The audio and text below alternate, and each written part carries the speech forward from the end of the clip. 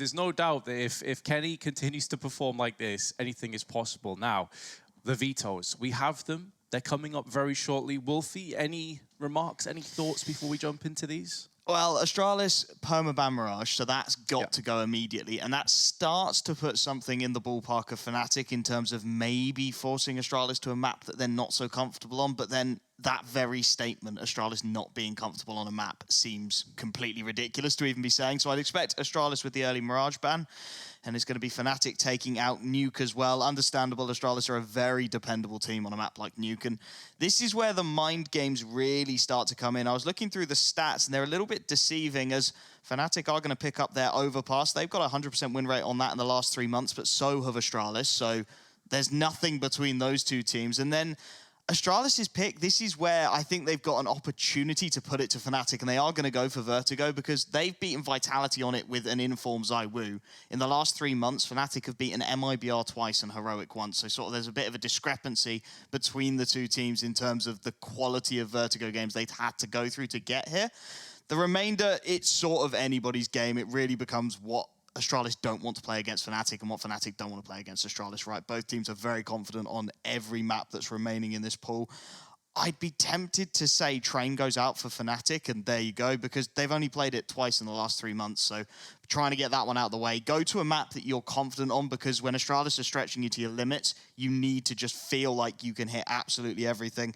And then the final ban for Astralis, I mean, it goes basically anywhere. They're going to take out Dust 2. Again, understandable, get rid of the Puggy map, play into their strengths. And it's going to give us Inferno to finish off a best of 3, and we all know how good an Inferno can be. I can't argue with that, man. And it's a map that both teams are very comfortable with. Although Fnatic have 5 wins and 6 losses in recent memory, those losses have been to top-tier opponents, likes of Na'Vis, Liquids, etc. So you can't really look too much into that. Meanwhile, Astralis on Inferno, I mean, we know how good these guys are. As you say, to be fair, their entire map pool is very good. They just don't play Mirage, and I wouldn't be surprised if even if they did play Mirage, they were still great at that map. So yeah, it wouldn't surprise you if they just sort of went and practiced Mirage for a couple of weeks and then went, okay, we're going to start picking this just to mess with other teams, would it? But this really is the all-star lineup. I mean, Astralis, they've won in Katowice twice. Fnatic have won here 3 times. And it's just every statistic you could possibly want coming into an upper bracket final. Everything goes and just says this is going to go to 3 maps. I see an Inform Fnatic. I see an Astralis who are really starting to find their feet again after a Blast Premier where they came out incredibly disappointed and you could see it and you think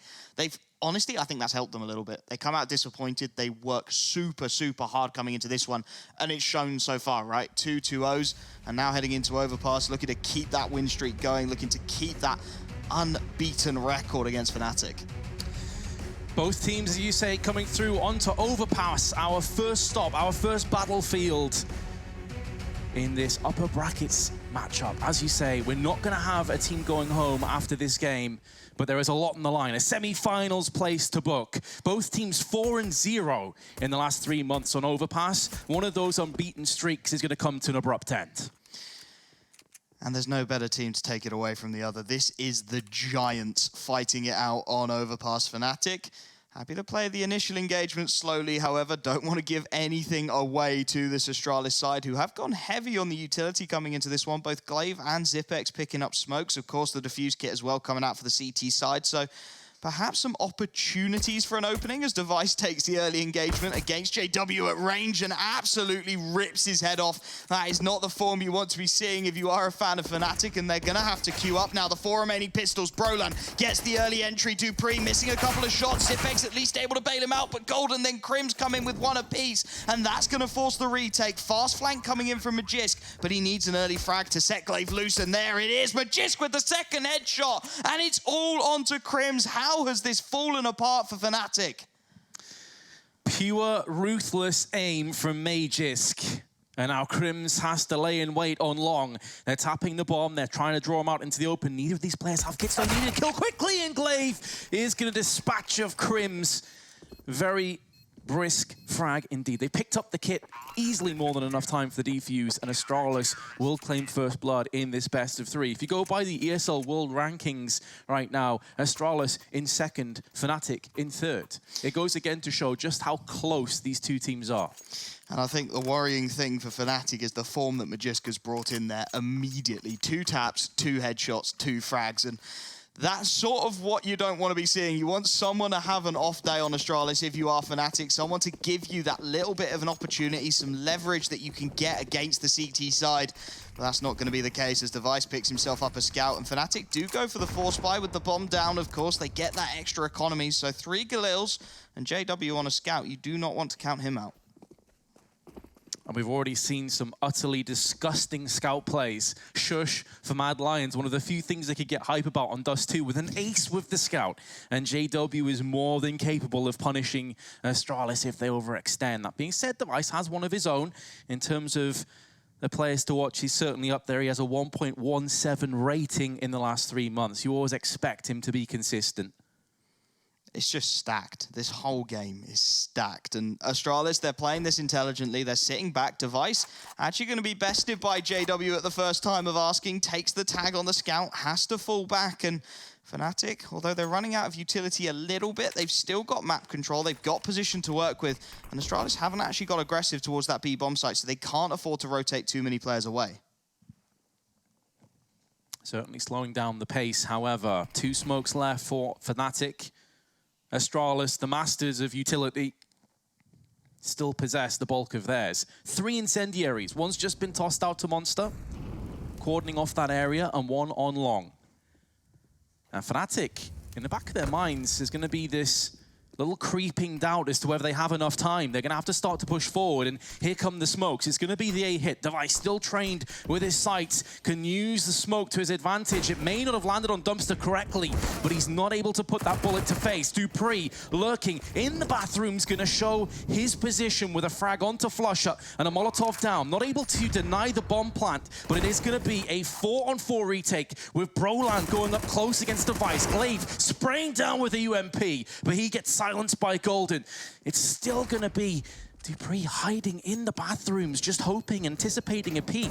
He needs the rest of his team to come in, and now he's going to be building off the back of them. There's still 1 on long, however. That's JW with his scout. He spots a couple of peeks from long side, but he's missed so many bullets that it's put him down to 13 HP and make that 0. Broland's the last man standing, but not for too much longer.